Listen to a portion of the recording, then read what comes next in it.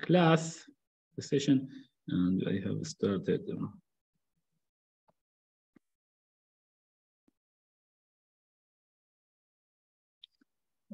Great.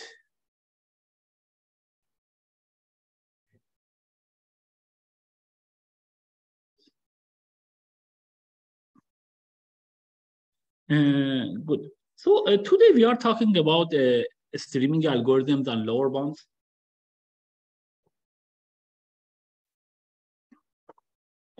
I briefly mentioned previous time about two approaches to handle big data. Massively parallel computations, or MPC, which is next version of parallel algorithms or PRAM type of algorithms, and the other one is streaming algorithms. And we will talk about MPC also soon as well, but before that, like after streaming, but before that, we are talking about streaming algorithms and the lower bounds there.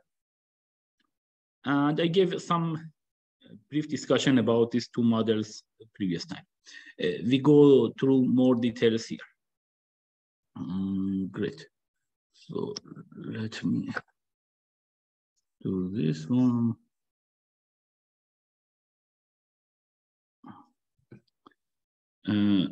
Okay. We have to increase the font.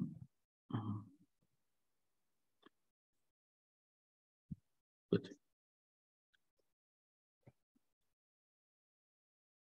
Yes. Okay. So streaming algorithms are often used to process data streams.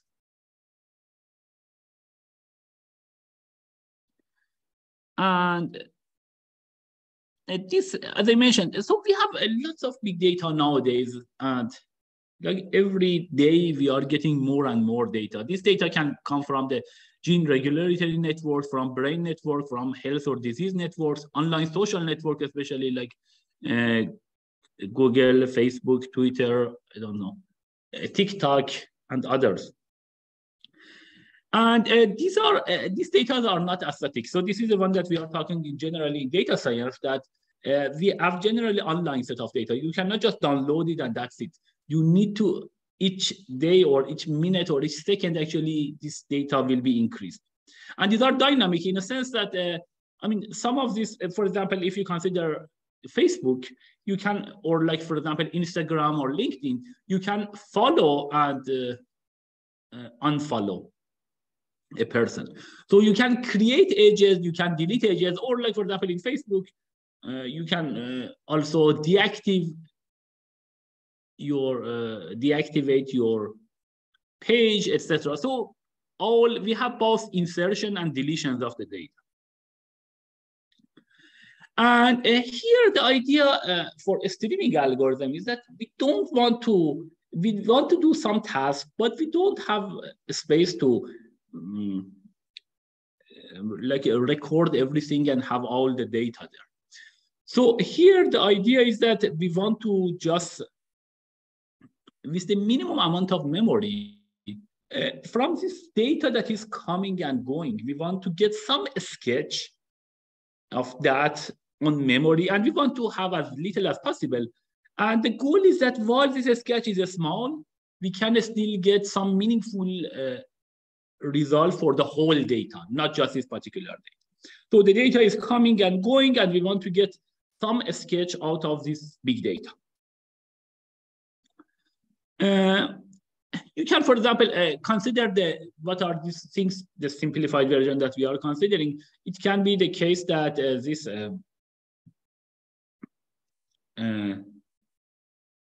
for example, the edges of the graph that are coming one by one, that can be inserted or deleted, or it can be just think about some numbers that are coming, and you want to take the average of these numbers or anything about them. Or it can be some kind of points in a geometric plane that are coming, and you have insertion and deletion. Like, for example, at Google Maps, etc. And as I mentioned, we want to get some kind of approximation, good approximation, based on the points that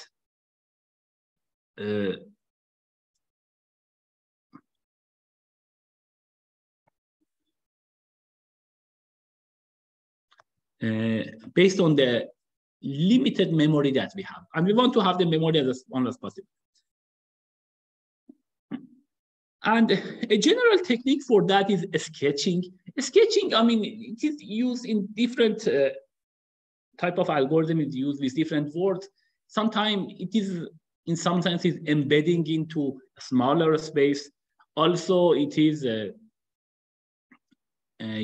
sketching, you can consider it as a kernelization that we are using it in fixed parameter algorithms, and a sketch that we are using in sampling algorithm, or in some sense, it's the compressed form. So the data is coming, we want to keep some compressed form of that, such that we can get some data out of it. We can extract some data for some particular solution, and hopefully with a provable guarantee out of it. Especially the field of streaming algorithms was popularized by this work of Allen, Matthias, and Hajiaghayi that got actually the Gödel Prize. In particular, I talked with Professor Naga Allen a few weeks ago in my live. I think that would be a very good one to go and see his vision. He's giving several open problems on this area and other areas as well. That would be a nice introduction to that. We had also Sunday, we had another one about actually robotics, and that was actually unconsciousness. That was also somehow related to this idea of big data, like in some sense AI and the big data, especially about the brain networks. So that's another one that I had it as well. So it would be good if you go and take a look at it. And as I mentioned in the, yeah, so that's good. Now, like in a streaming algorithm, we can assume that we have often a vector A1 to AN. This is initialized to be 0. So this is a 0 vector. And the input is a stream of updates that are coming in this form. So what are these streams? It says that, I mean, this you can consider that N is like the, you can consider A1 to AN.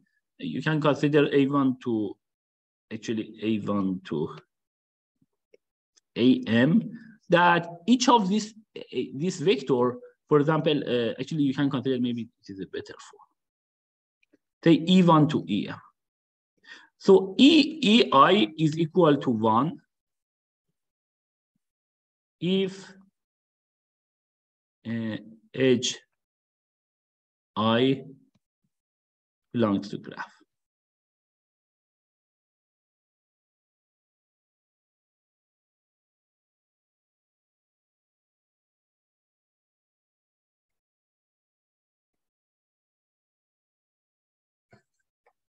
Good. So you can think about this A as a vector of A1 to AN, or in this case would be E1 to EM. And what are the updates? The updates are in this form. The input would be I and C. What's the meaning of that? It means that you should increase AI by some integer C that can be also negative. So for example, on the edges, the constraint is that the edges would be 0 and 1 or -1. So if the edge is not there, then you will add it like EI and then 1. It means that add the edge. And then when you want to delete the edge, then you will say I and -1. That deletes that edge. So that's the way that you can think about streaming algorithms. And of course, the catch is that we don't have a space to keep all of this A1 to AN, otherwise the problem would be much easier. There is this model of semi-streaming model for graphs as well. So in the graphs, actually, we had some more recent work, not very recent, but more recent, that we show actually in graphs also lots of the time, if we have some, like if the memory is sublinear in N is the number of vertices, still you can get some interesting results, for example, for matching or other things. However, before our work, actually, there were not too many of these problems that you could get positive results. So that's the reason that we have this kind of semi-streaming. So in streaming,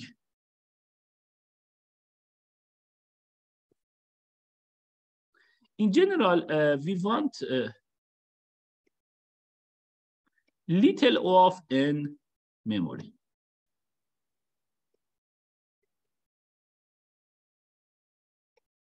So the goal is to get little of n memory.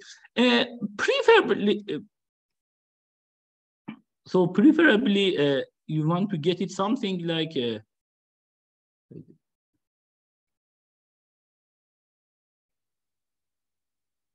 would be something like polylag.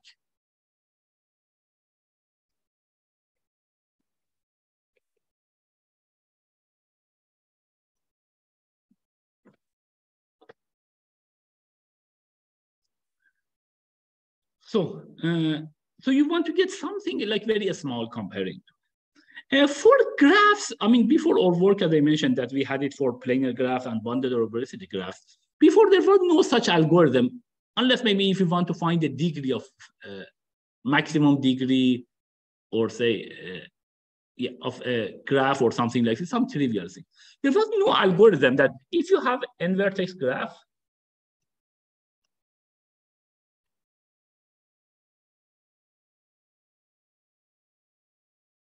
so for the n vertex graph, there was no algorithm that was really little O of n. That's the reason that they consider semi-streaming.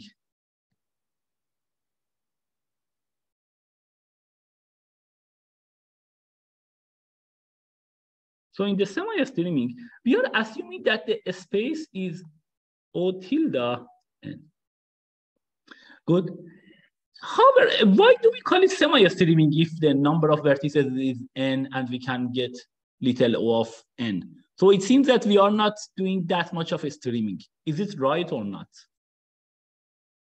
It is because we have into the square. Exactly. So actually the input here, so the input. So here the input is actually can be ordered n square because this is the number of edges.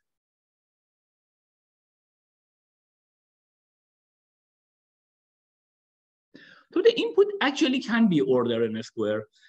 And here, in that sense, that's the reason that semi-streaming actually would be interesting. What we can do it at least n polylag. As I mentioned, and nowadays, I mean, there are some other results that actually we had the first of them that, for example, for matching or some other problem or some special graphs, actually you can do it much better than n. You can get square root of n, or even you can get polylag n.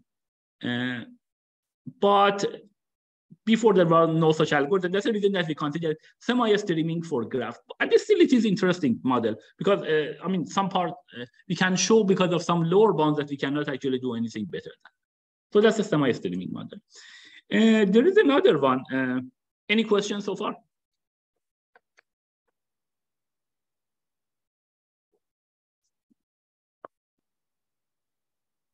Good. There is another model also called a sliding window. So this is another one which is very similar to streaming, that you can think about that we have essentially, this is our input, and this input you can consider in terms of time, for example. And we can always, we are seeing a window of W in this stream. And this essentially goes one by one. So it is like, first you are seeing this, and then you are moving it a little bit here, and so on and so forth. So at any time, you are seeing the last W items in the stream. You can think about, this is actually also a natural model. For example, in lots of companies, you say that the data that you have you have like the last 2 weeks data, or you have the last hour data, or even sometimes last minute data, if the data is actually a lot. So in that case, in some sense, this is also the streaming algorithm. Why? Because here, you can think about it. When you are shifting this window from here to here, in some sense, you are deleting this guy.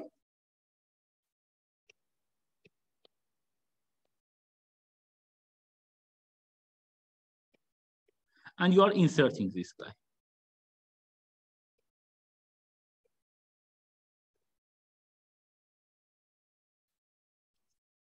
So you delete some guys and then you will insert some guy. And you continue. So in some sense, this sliding window is a special case of streaming. However, there are some algorithms that you can actually get, like, there are some cases that you can actually get better results with a sliding window comparing to the general streaming algorithm. So that's another model that the people will consider it, and it's a special case of also, this is another thing that we will talk more about it. Fixed parameter streaming. Yeah, so I think that's the thing that we have taught. Yeah, there is another thing called fixed parameter streaming that we.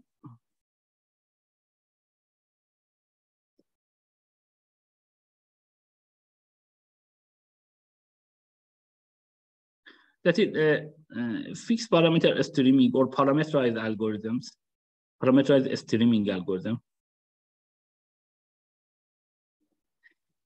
Here, so far we discussed about some parameter n. I mean, we have always a parameter n in the graph.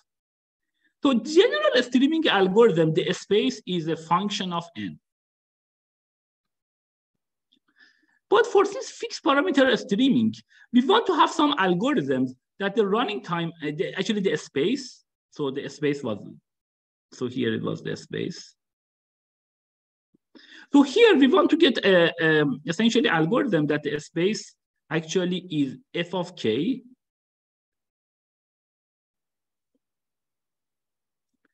times, I will say polylog n.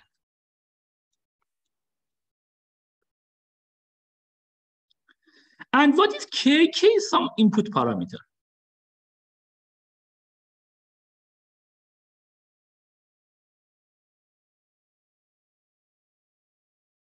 So what's the meaning of that? For example, k can be the solution of the output.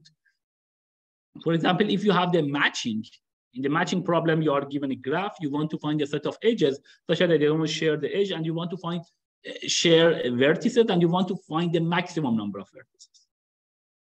In this case, for example, k can be the size of the matching. What's the meaning of that? It means that if your graph has a small matching, then the space that you should use it also should be a small. It should be f of k times polylog n. That's the space that you should have. So if your graph, I mean, potentially you can have a graph like this that has, I mean, you can have a complete graph and it can have n over 2 edges.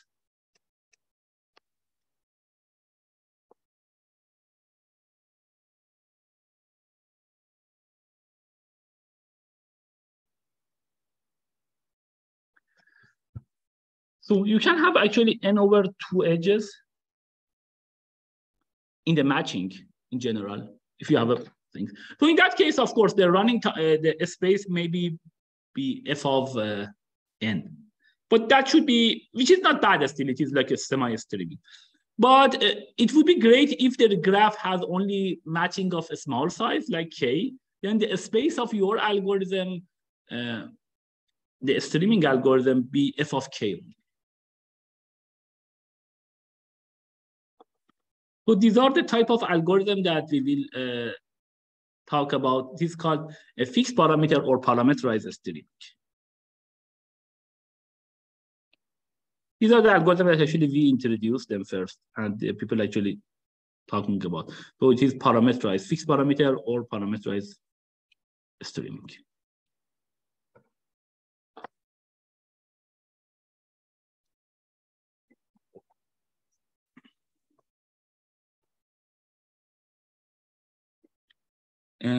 Great. So this is the other type of streaming algorithm. So I mentioned a different type of algorithm that we are talking: streaming, semi-streaming, sliding window, and the fixed parameter or parameterized streaming. These are like the general algorithms that the people are using it for streaming. And one other important thing, generally something like polylog space, polylog in terms of n space is needed. Why is it the case?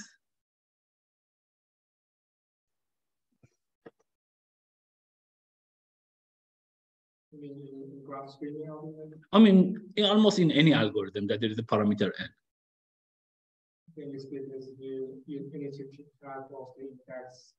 Yeah, exactly. I mean, if you have n numbers, unless it is trivial, you need to at least keep track of number 1 to n.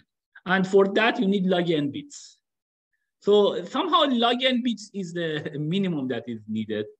The question is that, can we do it, or is the lower bound is, like, for example, if you have n edges, n square edges, whether the lower bound is n square or their n, which is semi-streaming, or it is something sublinear, maybe a square root of n. And the best case would be something like polylog. So that's the best thing that we can hope. And lots of these algorithms that in this paper, Allen et al. Obtained, these are all polylog things, but they didn't do it the graph algorithm. They are doing more streaming algorithm for numbers, essentially. And again, so one application, like one particular thing you can think about, the transactions that happens in a bank, for example, or all the something like, for example, for Bitcoin or other stuff, like Ethereum or other things. The transaction that happens, you have some kind of blockchain that this actually just keep the transaction that is happening. And that's the one that we can consider as the stream. You don't need to have everything to get the data. You want to have just a small part of it such that you can compute the function that you want. So the people on Zoom, do you hear me well? Yes. Yeah, we can hear you. Great. Okay. So yes. Sliding window model. Yes. So typically, it's the size of the window constant, where it also grows. No, yeah. So the question is that when you consider a sliding window, what is the size of that? The size of that, generally, it is a fixed size window. So you can, think about that. You have some kind of fixed size window, and the size of the window will remain constant over the whole algorithm. But it is, sometimes the bound, it can be in terms of W as well. And that should be fine, the bounds that you obtain. But it is the same overall cases. I kind of feel like if you have a fixed size window, then why is it more powerful than the user streaming model? Because you can just keep track of the last W in this specific memory, right? Yes, but so the question is that, why is it powerful than regular things? So in some sense, this is a special case of streaming. So it means that you just delete last guy and insert that one. In that sense, there are very like a particular set of operations that you are doing at each time. And the issue that, yes, you can get the last one, but you want to get this final solution, should be a solution for everything. So you need to have some sketch of previous guys as well. You cannot just forget those items that you didn't keep them in the memory. You need to have some compressed form of them, some embedding, some sketch of them in the memory. So in that sense, it's very similar to regular streaming algorithm.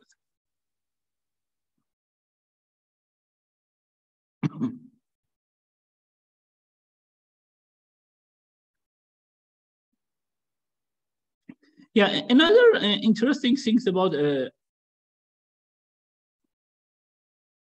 streaming algorithm is that they have actually many similarities with online algorithms as well.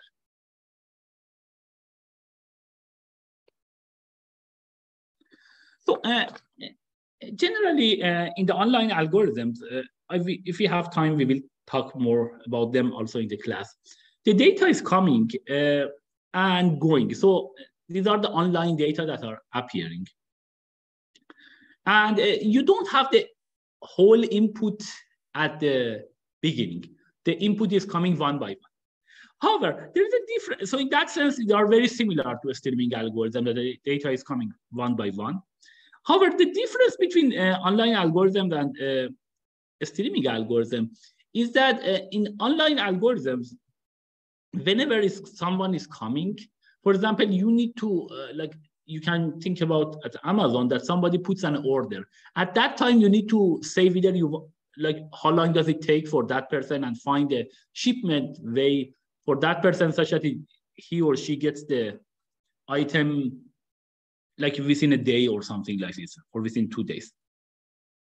So you need to make the decisions online in the streaming algorithm, in the online algorithm. However, in the streaming algorithm, you don't need to make any decisions. You can actually keep anything that you want. And at the end of the stream, actually, you need to make your decisions. So you don't need to commit to a particular matching at any time until the last moment of the algorithm. However, another interesting thing, another difference, that online algorithms, generally, they don't have a limited memory. You can have any memory that you want, but the issue is that you need to make decisions instantly. So that's essentially the main difference. They don't, online algorithms, they don't have limited memory, but they need to make the decisions instantly, essentially. They cannot wait until the end of the stream.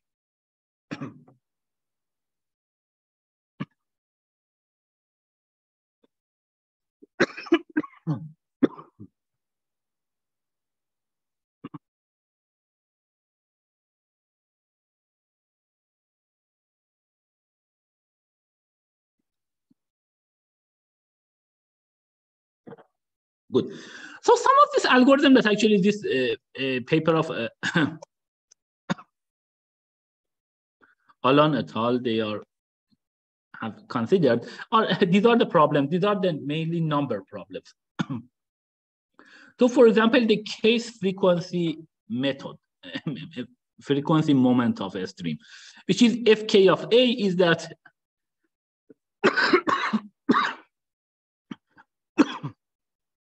I mentioned that you have this number a1 to an in the memory, and you can increase or decrease any of them at any time. Now, what is the question? The question is that can you, at the end of the stream, compute ai to the k? This is called case frequency moment of vector a.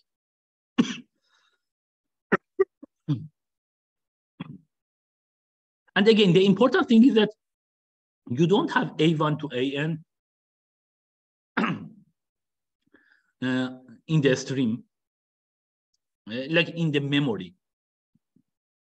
So a1 to an, they are not in the memory, or you cannot keep all of them in the memory. Still, you need to have some good approximation for case frequency moment. Another problem is the heavy hitter problem. So you want to find all elements I whose frequency are I mean, AI in some sense is like you can consider frequency of a number, whose frequency AI is greater than T. Again, you cannot keep all A1 to AN in the memory, only you can have some sketch of them. Or you want to find counting distinct elements.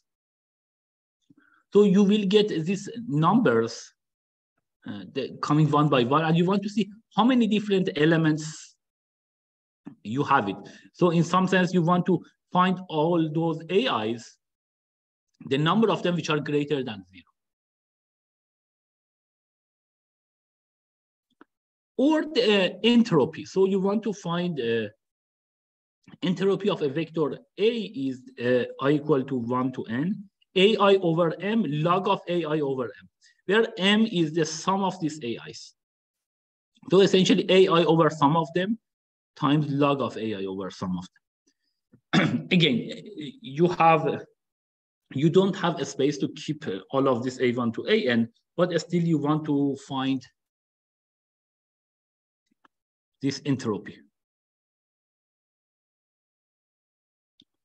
So the main thing in the streaming algorithm that we try to do is first we try to minimize a space. So that's a space is the important one. But when we get the minimum space, generally the next important things, the update time.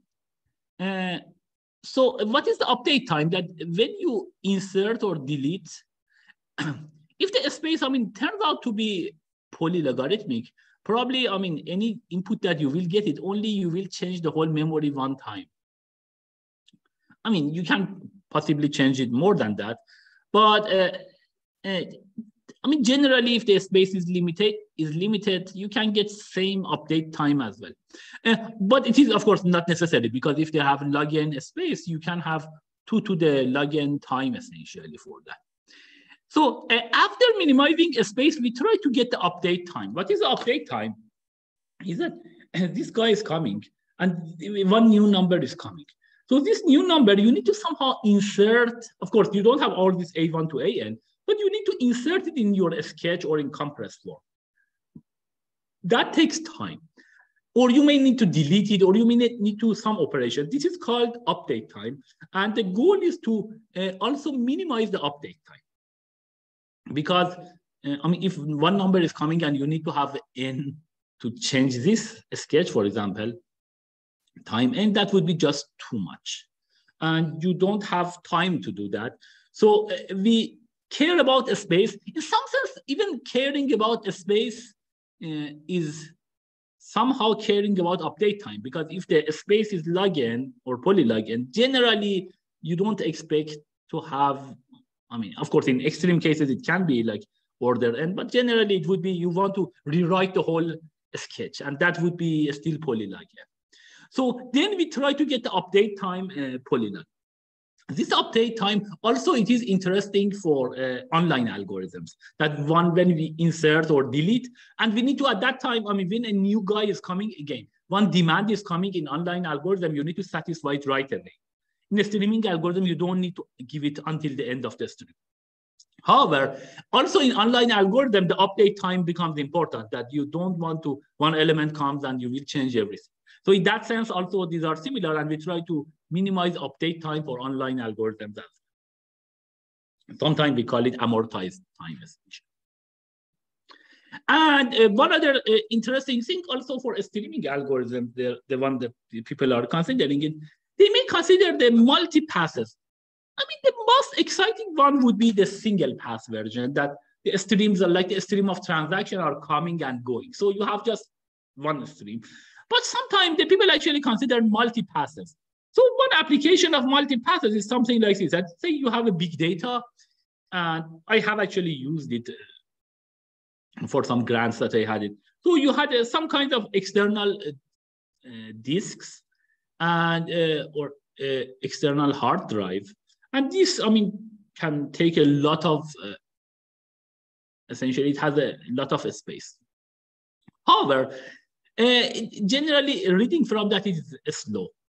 So you can think about this problem of the streaming algorithm, that you want to, maybe you have all your data in your external hard drive, and then you want to read this hard drive maybe a few number of times, such that you can compute the answer for the whole data that you have. In that case, this is the one that is called multi-passes. So in some sense, you can go through the stream once, and then you can go through the stream again and again and again. Generally, we are considering a constant number of passes.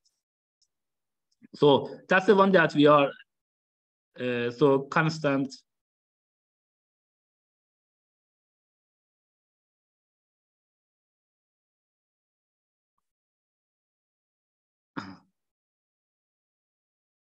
So constant number of passes through the whole string. And so that's also the multi-pass multipass version of a streaming algorithm that we will consider. Again, this big data, and sometimes you will consider, people consider it, I mean, this one, that you can go from the beginning to end, and then maybe you can come one time back from end to beginning, and so on and so forth. So you go through the stream, but maybe in the one in the forward direction, the other one in the backward direction. These are the things that you can do it. I mean, sometimes it's forward and backward. If you say you do it in 2 passes, then you can say that maybe if you have it 3 or 4 passes, then you can just go forward or something like this. But yeah, these are the other versions of the problem that the people are considering. So multipass is another version of things that the people are considering. Generally, also, we want to have the accuracy of algorithms in terms of epsilon and delta approximations. What's the meaning of that? We want to get some algorithms that achieves an error or loss of less than epsilon. This epsilon is generally epsilon times the optimum. So you want to get some, for example, in this things that we mentioned, frequency, moment, or other stuff. These are, as I mentioned, these were somehow initial ideas of streaming came from here that, oh, actually we can compute this in a non-trivial way. The case frequency of a set of streams or heavy hitters or others in only polylog space. That was a non-trivial thing. What was the approximation? You could show that you can get 1 plus epsilon approximation for these problems. And what is the probability that we will get it? This one, we should get the probability 1 minus delta. So what's the idea is that this probability 1 minus delta, you want to get 1 plus epsilon approximation for this problem. So probability is 1 minus delta, and then this is 1 plus epsilon is the approximation.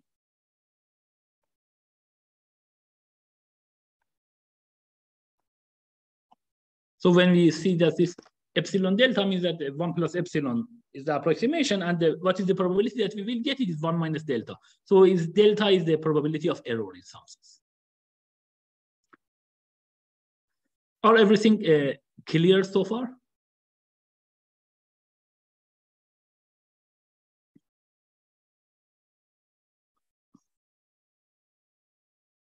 Is there any things that I can clarify, etc.? Okay, so let me just clear this. So these are some sort of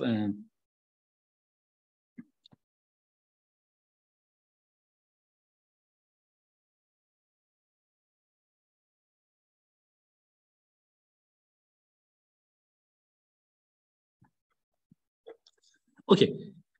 So a general technique that will be used for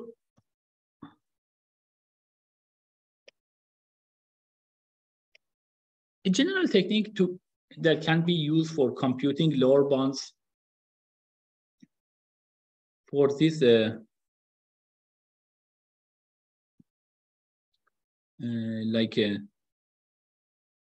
streaming algorithms are the techniques are communication complexity.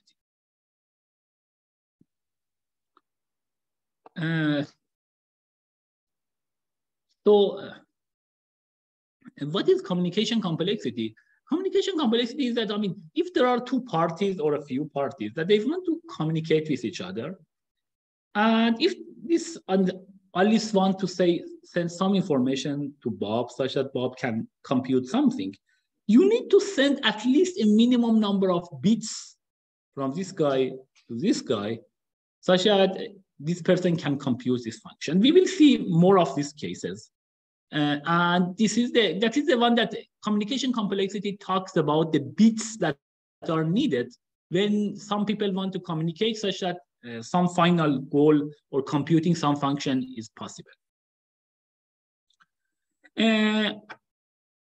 I mentioned about the massive graph and this semi-streaming model. Generally, for this graph, we are considering E as a set of edges, and we want to get n polylog. As I mentioned, n is the size of the vertices of the graph. So generally, we are saying a graph G, which is equal to E V. Now, a streaming algorithm for matching. Let me give you, some simple algorithm. We always do that. We will talk about some area of algorithm design, and then we are talking about, some simple upper bound. Upper bound means algorithm that exists for a problem.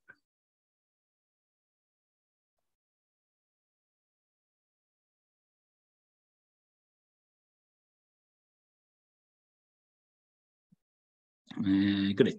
So the one problem that is actually we are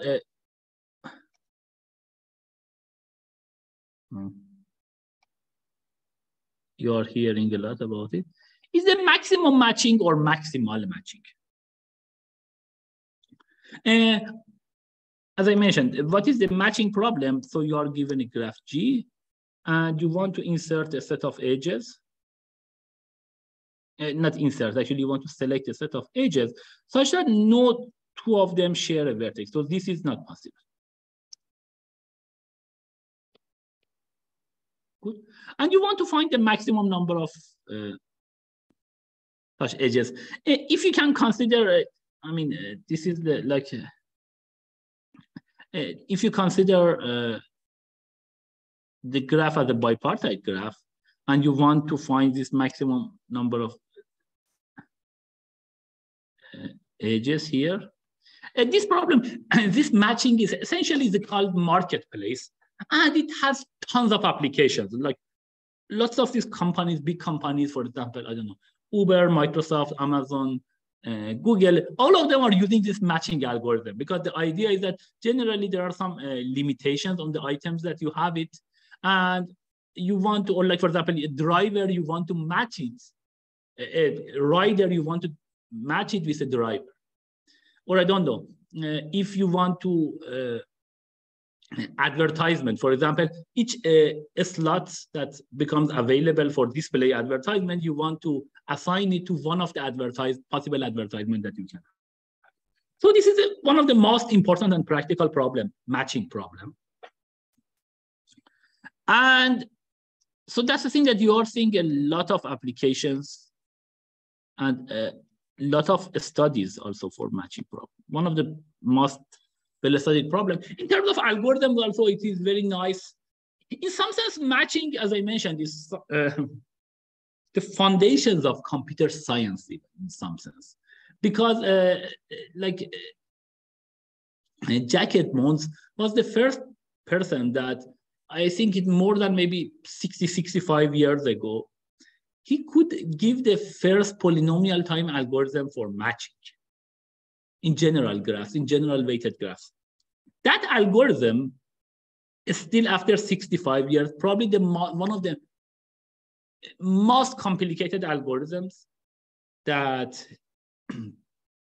most complicated polynomial time algorithm that we know for a problem.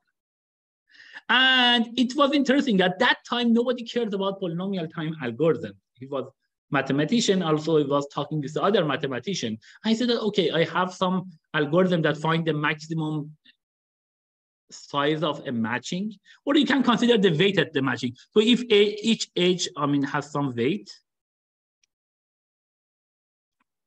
So the goal is that you want to find a set of matching with a maximum total weight. So we said, okay, I can find for a graph is given to you with the weights, and I can compute the maximum size of the matching. Maximum size means the maximum number of edges, or maximum weight of the matching in the graph. Of course, if all the weights are equal to one, maximum size and maximum weight becomes the same. And he mentioned, actually, I have an algorithm which does it in polynomial time. At that time, polynomial time doesn't mean that much for mathematicians. Okay, what do you mean? So if I want to find the maximum matching, then I will try all possibility and take that one which has the maximum size. So then what do you mean by polynomial size? He tried, actually it's a very nice paper, that he tries to teach his mathematicians why my algorithm is more efficient than just taking all possibilities. And that's a non-trivial thing. As I mentioned, that is, I mean, I think he deserves actually a Turing Award, because this is the first algorithm that we have it, and the most complicated things that we had it so far. There's some controversies around him. I think that's the thing, the only reason that he didn't get a Turing Award, but he should have got it already.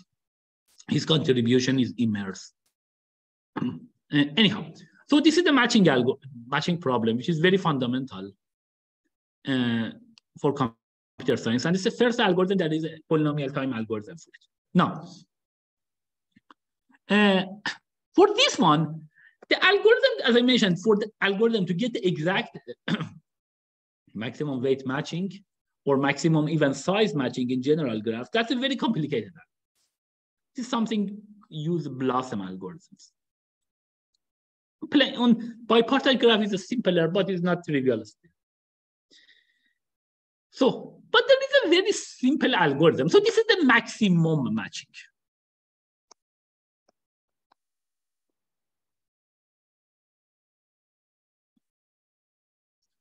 And also, this is the difference. There is a difference between maximum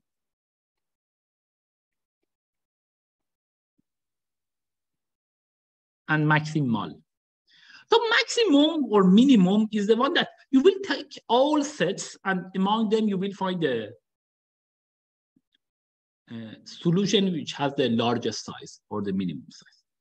Maximal, and that's the problem. You want to get maximum or minimum, that can be very hard. Lots of these problems are NP hard.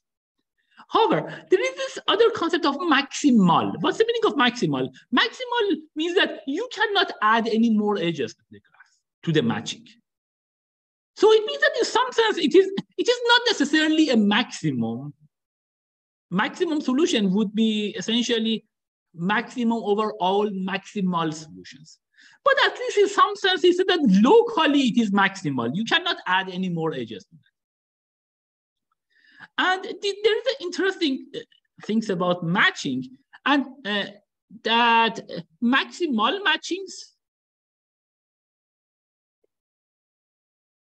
So maximal have at least half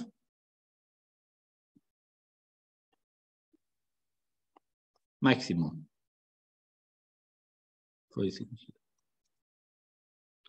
So maximal matching, this is only correct for matching.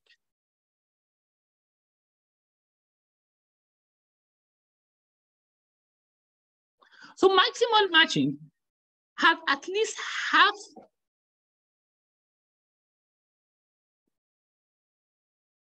half size of a maximum matching. And in that sense, we will say that the maximal matching is indeed a true approximation for maximum matching. And interestingly, maximal matchings are very easy to get it. What would be the maximal things to do that? So you want to find the maximal matching. So, and that you can actually do it very efficiently. Whenever a new edge, so consider the streams essentially, the set of edges that are coming. Whenever a new edge is coming, if both endpoints are free, then add it to the matching. Good. Very simple algorithm. Whenever one edge is coming, if both of them are available, you will add it. If not, of course, you cannot add it. So in the sense that this result that we have it at the end would be a maximal matching, because anything that you could add it, you have added at that time. So what is the space for this algorithm? For this simple maximal matching algorithm?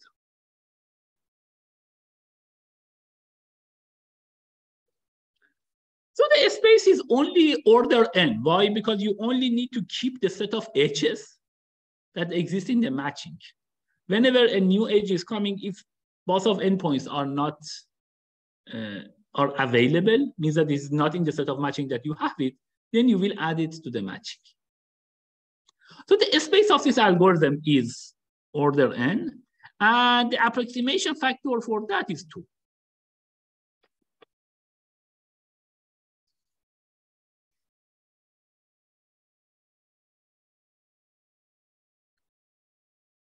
So, and as I mentioned, for maximum matching, if you want to get it, the algorithms are much harder, and the space also, it is, I think the best algorithm is m times square root of n, something like this. You should check it. If you search, you will find it. And this has not been improved for a while, essentially, maximum matching. Now, this is the main problem. Can we get a constant factor better than 2 with little o of m space? For matching where m is just size of E.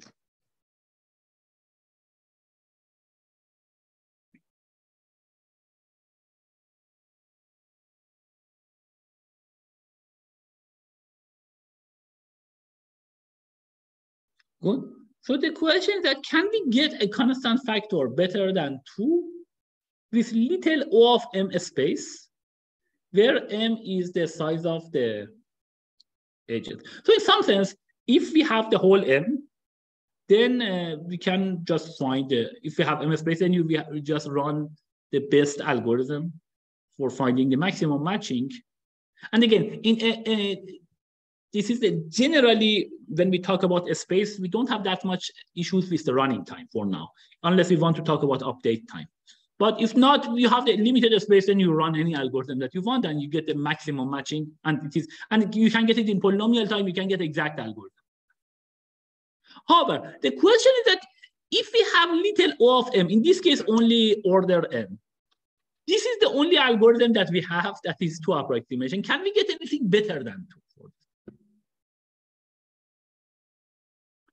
The other important thing is that, can we get a constant or even polylog approximation algorithm for the size of the matching in little o of n space? So here we can get 2 approximation in order n. Can we do better? I mean, I'm 2 or any constant I'm fine, even polylog. But the space should be little o of n. This is the one that I have mentioned. Actually, we show that for planar graphs and more generally bounded arboricity graphs, you could get actually a square. I think first we mentioned n to the 2/3. Then it has been improved to square root of n, and I think the polylog n even. But this is for bounded arboricity graphs.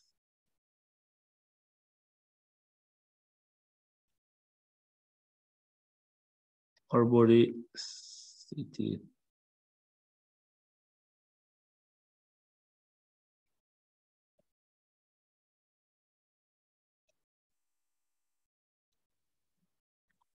And what are these bounded arboricity graphs? Bounded arboricity graphs are the graphs that, if you consider any subgraph of them, the average degree would be constant of that subgraph. That is the bounded arboricity graph. For example, planar graph, H-minor free graphs, bounded genus graphs, and lots of other graphs, they have this property. So this is the bounded arboricity that, if you consider any subgraph of this graph, the average degree there would be constant. For this graph, we can actually get it when you can get even constant factor approximation with the space, which is n to the 2/3 and then polylog. But for general graph, we don't know the answer yet. Can we get any constant or polylog with little o of m space? So these problems, both of them are for one path. So we have only one path.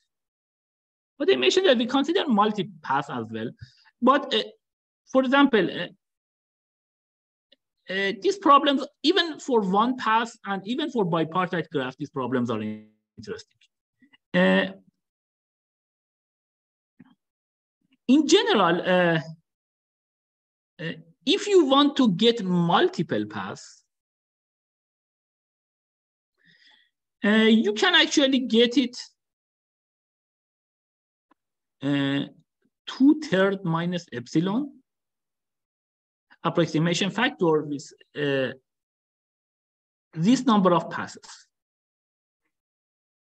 So if you are allowing to, I mean, like epsilon essentially is the error that you want to get it. So if you want to get 2/3 minus epsilon, so it means that 2/3 means that the solution that you will find would be 2/3 of the optimum solution. So for 2/3 minus epsilon approximation, actually, if you are allowing log of 1 over epsilon over 1 over epsilon. So in some sense, which is 1 over epsilon. So if you want to become closer to 2 minus 2 over 3 approximation, then you can do it in the O tilde of 1 over epsilon. Number of passes. So the number of passes can be large. Then you can actually get something better than 2. By the way, so we are for approximation algorithm, we are two things will be, so when we are talking about a minimization problem, you may get some solution which is twice the optimum. Of course, in this case, we get this is a 2 approximation for the problem.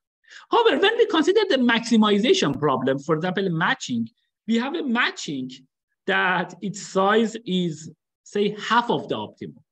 Sometimes the people say that this is a half approximation, like, for example, here it is mentioned 2/3 approximation. But nowadays, the more common thing is you just say it is a 2 approximation as well. Because, I mean, you get some solution which is half of the optimum, so it would be, I mean, optimum would be 2 times that. So always approximations would be more than 1 for the problem. If it is 1, it means that the exact. But that's a more common way. But again, you will see it in the literature sometime for maximization problem. The people call it half approximation or 2/3 approximation. But generally, I think in that case, we want to say 3 over 2 approximation, like, or we will get it, for example, 2 approximations. So anyhow, so if you are allowing, if you want to get 3 over 2, it means that 1.5 approximation, which is better than 2, minus epsilon, then you can do it in O tilde of 1 over epsilon. Another interesting problem, I mentioned that, can we get a factor better than 2 with little o of space? If you are assuming that if the edges, so this is another one that is considered for the problem. So generally, when these edges are coming, we are assuming that they are coming in adversarial order. They can be in any order in the streaming algorithm. However, there is another model which is called the random order model.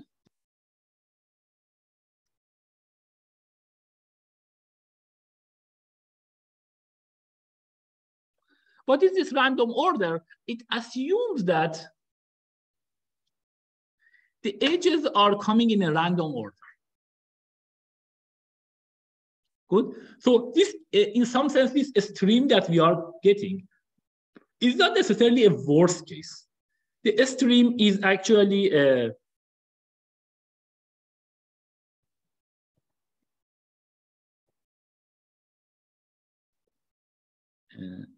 yes. So we are assuming that this stream actually is coming not in a worst order, but in a random order, some kind of average order. So it means that it's not selected really by adversary to give us the worst thing. You can consider it essentially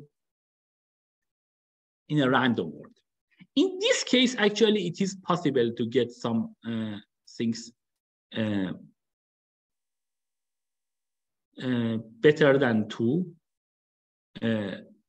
With, like, you can get half, like essentially 2 minus epsilon. Actually, we worked on this one initially. That there was one. The first paper was by these guys, Conard,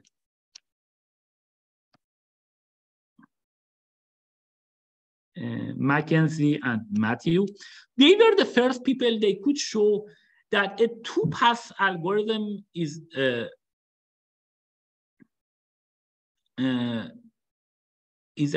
possible to get better than 2, especially for this random order case. So if you have this random ordering of the edges, then actually better than 2 is possible. And then we improved over that. Then somebody else improved it. Then we improved it again. And there was, I think, some of my students have done it. Now we have something like better than, so the best approximation that we have is even better than like 3/2 minus epsilon or something like this. So you can actually get it. So what is the 3/2 minus epsilon? It means that not only you can get half of the edges, but you can actually get 2/3 of the edges, or even better than 2/3 of the optimum edges in the random order model. However, if you consider the worst case, still we don't have any answer.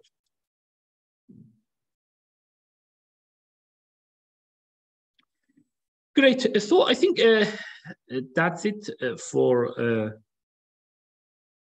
now. Let me. Any questions? Comments? So we have done with this one. I mentioned a simple algorithm, this kind of simple greedy algorithm for maximal matching, which is actually the 2 approximation. And I mentioned that if the random order, you can do it slightly better. The papers are complicated, but I think maybe the latest version also maybe became somehow less complicated, some of these things, because the people understand it better.